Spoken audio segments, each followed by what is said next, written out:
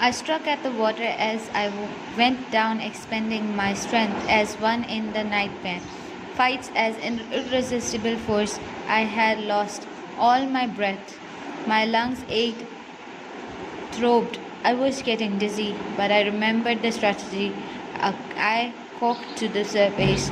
I would lie flat on the water, strike out with my arms, and thrash with my legs. Then I would get to the edge of the pool and be safe. तब मैंने देखा कि मैं पानी की ओर और बढ़ता चला जा रहा था और मेरी पूरी एनर्जी ख़त्म हो रही थी। ये तो कोई किसी बुरे सपने की तरह था और मैं यहाँ पर अपनी सांसें भी खो रहा था। मेरी लंग्स में दर्द हो रहा था, मुझे अब चक्कर आ रहे थे।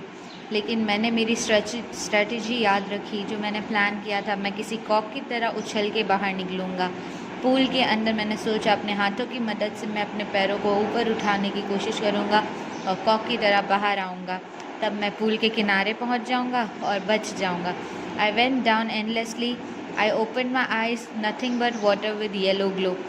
Dark water that one could not see through. मैं नीचे गहरे पानी में जाने लगा। तब मैंने देखा कुछ नहीं बल्कि पीला पीला पानी जो चमक रहा था और मुझे नीचे कुछ और दिखाई नहीं दे रहा था. And then sheer stark terror seized me. Terror that knows no understanding. Terror that knows no control. Terror that no one can understand who has not experienced it.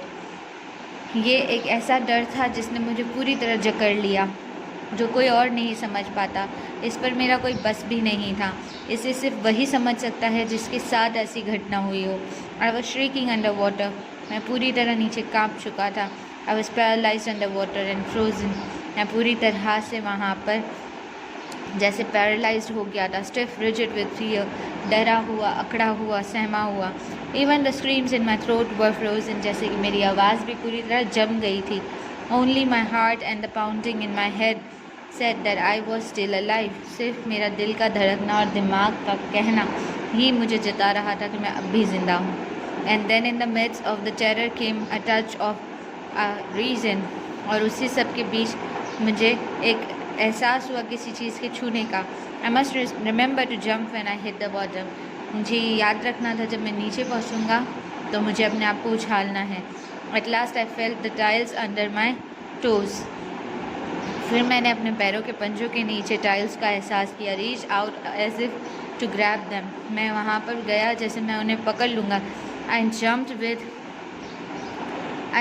Everything I had. और फिर मैंने अपनी पूरी ताकत के साथ उछलने की कोशिश की.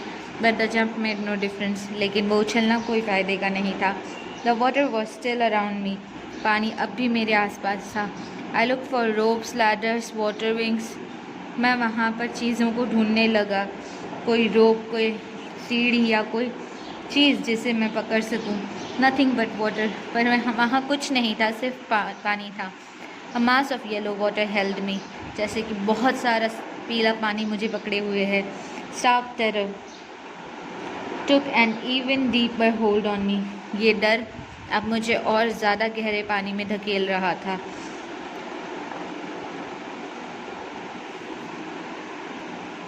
Like a great charge of electricity. जैसे कि ये बहुत ही बड़ा कोई चार्ज हो इलेक्ट्रिसिटी का. I shook and trembled with fright. मैं वहाँ पर घबरा रहा था और डर के मारे कांप रहा था और चौंका हुआ था. My arms wouldn't move. मेरे हाथ बिल्कुल हिल नहीं पा रहे थे.